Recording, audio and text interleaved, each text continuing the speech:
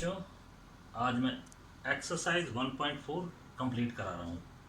तो बच्चों, ये डिवाइड पे है और डिवाइड को थोड़ा इंट्रोड्यूस मैंने प्रीवियस एक्सरसाइज में कर दिया था। फिर भी अब आप देख लीजिए किस तरह से डिवाइड करना है। इट्स वेरी सिंपल, बहुत सिंपल है ये।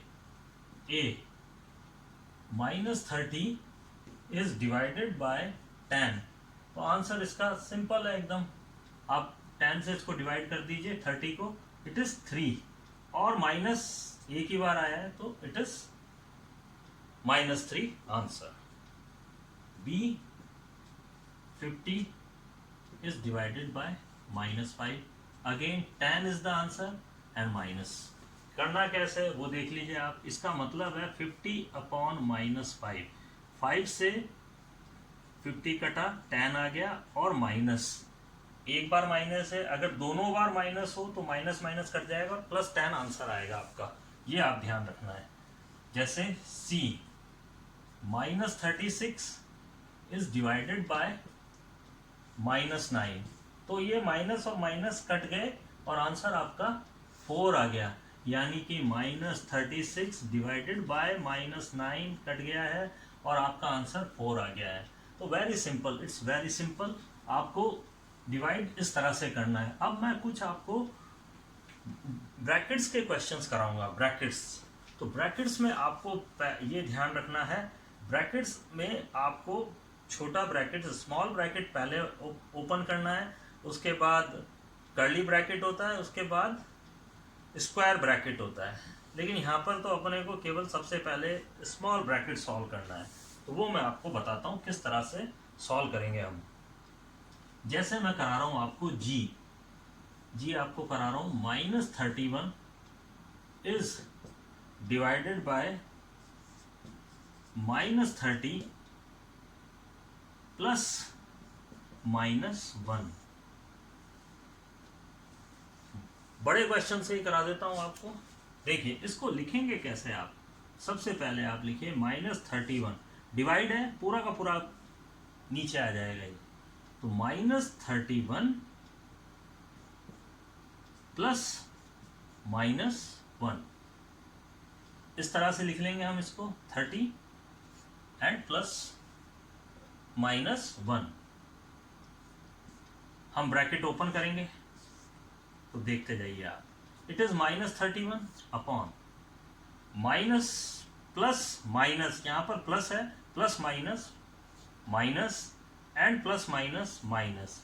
तो it is bracket open and -31 upon -31 is equal to, minus से माइनस कट गया, 31 से 31 कट गया, 1 इज आंसर। वेरी सिंपल, बहुत सिंपल है। अगेन देख लीजिए, दिस अपॉन दिस, पूरा ब्रैकेट नीचे आ गया ये, और -31 ऊपर। -31 को हमने ओपन कर लिया, यहाँ पर प्लस था, प्लस माइनस माइनस, इसलिए ओपन हो गया। अगेन प्लस माइनस माइनस, इधर था नहीं तो इसका मतलब है प्लस है यहाँ पे। अगेन प्लस माइनस माइनस, दोनों ऐड हो गए, different same sign will be add, तो आंसर आपका ये आ गया। अब नेक्स्ट में भी फिर वापस मैं आपको बता देता हूँ, सिंपल यही कंसेप्ट है। ये वाला जो जी क्वेश्चन था स्टार है, और ये क्वेश्चन पूछा जा सकता है आपसे। अब मैं आपको आई करा देता हूँ, आई, फिर बाकी के क्वेश्चंस आप होमवर्क में करेंगे।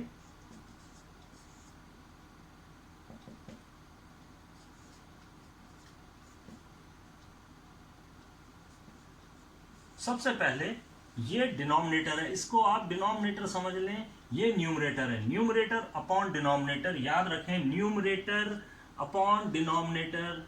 न्यूमरेटर ऊपर आ जाएगा, इट इज -6 प्लस 5 अपॉन, पहले क्वेश्चन को इस तरह से लिख लें आप, ऑन +1 ओपन कर लें, it is -6 plus 5 upon, next step है ये, और -2 प्लस 1, ब्रैकेट ओपन हो गए हैं। ये वाला ब्रैकेट ओपन होके -6 बना, ये +5 एज इट इज। अगेन ये ब्रैकेट ओपन हो गया, -2 बना एंड +1। -6 में से 5 गया, -1 आ गया, -2 में से 1 गया, -1 आ गया। Different sign will be subtract, और इसके बाद बड़े के पास माइनस है, -1 आ गया, -2, तो ये कट के आपका आंसर 1 आ गया। तो इस तरह से आपका ये क्वेश्चन फर्स्ट मैंने बता दिया है। अब आप क्वेश्चन सेकंड, वेरीफाई करने के लिए हमें ये रिलेशन वेरीफाई करना है। देखिए फर्स्ट टाइम हम ये रिलेशन को वेरीफाई कर रहे हैं कि इज नॉट, इसको क्या पूरा पढ़ेंगे, a divided by bracket b plus c is not equal to a divided by b plus a divided by c। अलग अलग उन दोनों के डिवाइड का प्लस नहीं होता, ये हमें प्रूव करना है। तो अब आप देखिए कैसे प्रूव करना है। और b मैं a पार्ट करा रहा हूँ, b पार्ट होमवर्क है, आप होमवर्क में से जरूर कर लें। तो सबसे पहले लेफ्ट हैंड साइड ले लेता हूँ मैं। लेफ्ट हैंड साइड आपकी है a डिवाइडेड बाय b प्लस सी। अब मैं क्या करता हूँ, इसमें वैल्यू पुटअप कर देता हूँ। a मीन्स 12, मैंने a की जगह 12 पुट कर दिया, divide as it is. b है -4 एंड c है 2 प्लस का 2, यहाँ पर वैल्यूज मैंने पुटअप कर दी। अब आप देखिए मैं इसको सॉल्व कर लेता हूँ। 12 डिवाइडेड बाय -2, अगला स्टेप देखिए आप, -4 में से 2 गया तो माइनस का 2 आ गया। अब आप इसका आंसर चाहे तो डायरेक्ट लिख सकते हैं क्योंकि डिवाइड आपको आ गया है -6, यानी -6 यहाँ से देखते हैं आता है या नहीं आता है। राइट हैंड साइड लेते हैं अपन, तो राइट हैंड साइड a, पहले आप लिखेंगे राइट हैंड साइड को पूरा, plus a is divided by c। a की वैल्यू रखी है 12 इज डिवाइडेड बाय -4, ब्रैकेट में करें और ये बड़ा ब्रैकेट लगाएं। अब आप स्क्वायर ब्रैकेट, बड़ा ब्रैकेट कहते हैं इसको, और square bracket and plus a 12 divided by c 2। अब आप देखिए इसको डिवाइड किया, 12 divided by 4 it is -3 plus as it is. देख लीजिए आप, इसका जो आंसर आएगा -3 आएगा। नाउ इसका डिवाइड करेंगे, 12 को 2 से डिवाइड करेंगे, 6 आएगा। 3 में से 6 गया, दोनों के बीच में प्लस है तो प्लस लगा दिया, और 3 में से 6 गया तो आपका 3 आ गया।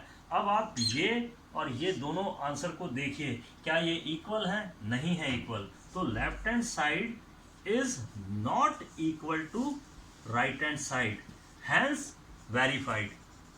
रिलेशन वेरीफाइड हो गया कि ये दोनों इक्वल नहीं थे, हैंस वेरीफाइड। बच्चों फिलअप्स किस तरह से करने हैं, अभी तक डिवाइड का कंसेप्ट आपकी समझ में आ गया होगा। अब आपको मैं डायरेक्ट करा देता हूँ। देखिए 369 को किससे डिवाइड करें कि 369 है, वेरी सिंपल, 1 से डिवाइड कर दें। अगर -369 होता तो यहाँ -1 लिख देते हम, दिस द आंसर। अब यहाँ पे देखिए -206 से किससे डिवाइड करें 206 को कि हमारा आंसर 1 आए, तो अगेन -206 से इसको डिवाइड कर दीजिए, आपका आंसर 1 आ जाएगा। अगेन देखिए -87, तो -87 माइनस अगेन आपका 2 कैसे आएगा, तो 10 से डिवाइड करिए तो 2 आ गया। अब आपको चाहिए माइनस, तो यहाँ माइनस लगा दीजिए। अगेन 75 को किससे डिवाइड करें कि -1 आए, तो 75 से ये डिवाइड होएगा, और -1 डिवाइड होने के बाद -1 आ ही गया, तो यहाँ पर हमें लगाने की जरूरत नहीं है। 87 को किससे डिवाइड करें कि 87 को किससे डिवाइड करें, 87 है, तो पहले तो 1 से इसको डिवाइड कर दीजिए और आपका 87 आ रहा है, पर प्लस का आ रहा है ये, तो इसका मतलब है यहाँ माइनस होना चाहिए। अब आप 48 को डिवाइड किया और आंसर आपका -1 आया है, तो 48 को 48 से डिवाइड करेंगे तो आंसर आएगा 1, पर वो -1 भी ला रहा है, तो माइनस लगा दीजिए। अगेन देखिए आप 4 को मल्टीप्लाई कर लीजिए, 12 आ गया, यानी कि 12 यहाँ पर होना चाहिए। 12 को डिवाइड करिए तो 3 आ रहा है आपका आंसर, पर माइनस ला रहा है साथ में, तो माइनस लगा दीजिए। तो ये वेरी सिंपल, बहुत सिंपल है, यहाँ पर कोई ज़्यादा कैलकुलेशन की आपको ज़रूरत नहीं है। इसी तरह से इनकी वैल्यूज़ को चेंज कर दें तो आप बिल्कुल थोड़ा सा कंसंट्रेट करें अपने माइंड को, और आप यूं चुटकियों में आंसर निकाल देंगे। बस प्लस माइनस का ध्यान रखना है यहाँ पर, क्योंकि अगर माइनस की जगह प्लस लिख दिया आपने तो भले ही आपका आंसर सही है, 369 मान लो सही है, बट अगर इसमें प्लस माइनस का गड़बड़ कर दिया आपने तो आंसर आपका पूरा गलत हो जाएगा, तो ये आपका ध्यान रखिए। फोर्थ में आपको समझा देता हूँ बच्चों, पेयर्स बनाने हैं आपको, इंटीजर्स के बनाने। इस तरह से बनाना है, सच दैट। एस टी का मतलब आप समझ लीजिए, आगे हायर क्लासेस में भी आएगा ये। एस टी मतलब सच दैट, इस तरह से बनाने हैं कि a divided by b is equal to -3। आप सपोज करिए कि क्या रखूं मैं यहाँ पर, a की वैल्यू और b की वैल्यू, कि आंसर आपको -3 मिल जाए। तो वेरी सिंपल, आप बहुत इजी लिख सकते हैं, बनाते जाइए मेरे साथ आप। मैं फर्स्ट पेयर रख रहा हूं -3 और 1। देख लीजिए, आप चेक करके देख लीजिए, -3 इज डिवाइडेड बाय 1, -3 आ गया आपका आंसर। तो पेयर इस तरह से बनाना है आपको, बिल्कुल। और देख लीजिए, और इजी कर देता हूं मैं आपको। आप लिख लीजिए 3 और -1, इसी में घुमा दीजिए आप, तो आपका आंसर फिर आएगा। और जबकि इंटीजर्स अलग अलग हैं दोनों, ये वैल्यू अलग है, ये आंसर अलग है, तो आप इजीली कर सकते हैं। तो -3 और divided by -1 also give you answer -3। तो इस तरह से पेयर आप बना सकते हैं, बहुत सारे पेयर्स आप बना सकते हैं। और आप और देख लीजिए, 12 डिवाइडेड बाय -4, 12 को डिवाइड करिए, 12 को 4 से डिवाइड करिए, तो 12 is divided by -4 is equal to -3। तो ये पेयर बन गया आपका। अगेन और देख लीजिए पेयर, ये पेयर लिखते जा रहा हूँ, यहाँ पर a की वैल्यू और b की वैल्यू है ये, और a की वैल्यू और b की वैल्यू को इंटरचेंज करेंगे तो भी आंसर यही आ जाएगा। -12, मैं साइन इंटरचेंज करूंगा, वैल्यू नहीं, एंड 4, अगेन आपका आंसर फिर आ जाएगा। तो इस तरह से पेयर में प्लस माइनस को भी आगे पीछे करेंगे तो एक पेयर से 2 आंसर निकलेंगे आपके। तो इस तरह से बहुत सारे पेयर्स आप लिख सकते हैं। और आपको प्रैक्टिस के लिए मैं इसको a कर देता हूँ और b एक और दे देता हूँ, तो उसकी प्रैक्टिस कर लीजिए। पेयर्स सच दैट, ये प्रैक्टिस के लिए है आपके, a divided by b is equal to -4। तो इस तरह से आप कौन सा पेयर बनेगा, इस तरह से इसकी प्रैक्टिस कर लीजिए। 5-5 पेयर सबके बना लीजिए, इसके 5 बना लीजिए, इसके 5 बना लीजिए, तो इससे आपकी प्रैक्टिस हो जाएगी। ये भी इंपॉर्टेंट क्वेश्चन है, बहुत अच्छा क्वेश्चन है। अब बच्चों क्वेश्चन 7 आपको मैं समझाऊंगा, जरा ध्यान से समझेंगे इस चीज को, ठीक है। An elevator descends into a mine shaft at the rate of 6 metre per minute. If the descent starts from 10 meter above the ground level, how long will it take to reach -350 meter? अब मैं आपको simple अर्थ में समझाता हूँ इस चीज को। For example, कोई इसमें सवार लिफ्ट में अंदर एंटर हुआ, एलिवेटर मीन्स लिफ्ट के अंदर एंटर हुआ, वो 10 मीटर अबोव द ग्राउंड है, 10 मीटर। अब 10 मीटर से वो नीचे की तरफ 350 माइनस में है, तो इसका मतलब है आप इसे माइनस नहीं करेंगे, टोटल जो डिस्टेंस होगी वो जब नीचे जाएगा तो टोटल डिस्टेंस हो जाएगी 360। यहाँ पर -350 लिखा है, यानी कि नीचे की डायरेक्शन में वो जा रहा है यहाँ से, तो यहाँ से स्टार्ट करेगा 10 मीटर और 350, तो जब वो यहाँ पहुंचेगा तो टोटल डिस्टेंस कितनी कवर कर लेगा, वो 360 मीटर कवर कर लेगा। आप 350 को माइनस नहीं करेंगे इसमें, यदि आपने 350 को माइनस कर दिया तो फिर -340 आ जाएगा, जो कि गलत होगा। तो टोटल डिस्टेंस, तो इसकी टोटल डिस्टेंस 10 मीटर तो यहाँ से कवर करी, और 350 यहाँ पे, तब वो यहाँ पर पहुंचा है, इस जगह यहाँ पर आया है वो। तो अब ये कह रहा है कितना टाइम लगा। अब एलिवेटर की जो स्पीड है वो 6 मीटर पर मिनट, यानी 6 मीटर पर मिनट की स्पीड से जा रहा है वो। तो टाइम हमें निकालना है, तो टोटल डिस्टेंस कितनी कवर की उसने, 360, और स्पीड क्या है उसकी, 6 है, तो आप इसे डिवाइड कर दीजिए 60 मिनट। 60 मिनट का मतलब है 1 आवर इज द आंसर। बहुत अच्छा क्वेश्चन है, आपको इसको समझना है। प्रैक्टिस के लिए अब आप इसको समझ लें, मैंने क्वेश्चन को चेंज कर दिया है, अब आप ध्यान से देख लीजिए। An elevator descends into the mine shaft at the rate of 6 metre की जगह मैंने आपको करने के लिए दिया है practice 10 metre per minute, and if the descent start from 10 metre above, मैंने 20 मीटर अबोव कर दिया है, और how long will it take to reach 380 metre कर दिया है। आपको बिल्कुल सारा चेंज करके दे दिया है। अब आपको कितना टाइम लगेगा ऊपर से नीचे तक आने में, तो ये आपको टाइम निकालना है। मैंने फॉर्मूला भी लिखा हुआ है आपका, बस आप इसको इसी तरह से कर लीजिए और आपको आंसर मिल जाएगा। आपका जो मिनट में आंसर आएगा उसको आवर में आपको चेंज करना है, तो वो आप प्रैक्टिस करिए। तो ये आपके प्रैक्टिस के लिए है क्वेश्चन।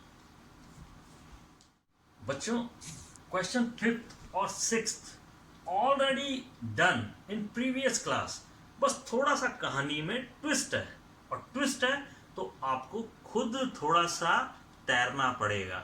जब तक आप तैरेंगे नहीं, हाथ पांव नहीं चलाएंगे, तब तक आप कुछ नहीं कर सकते। तो थोड़ा सा आप करिए इसको। इन केस आपको प्रॉब्लम आती है तो मेरे कमेंट बॉक्स पर आप डाल दीजिए कि क्वेश्चन 5th और 6th मैं नहीं कर पाया हूँ, तो मैं इसका सॉल्यूशन भी आपको दे दूंगा।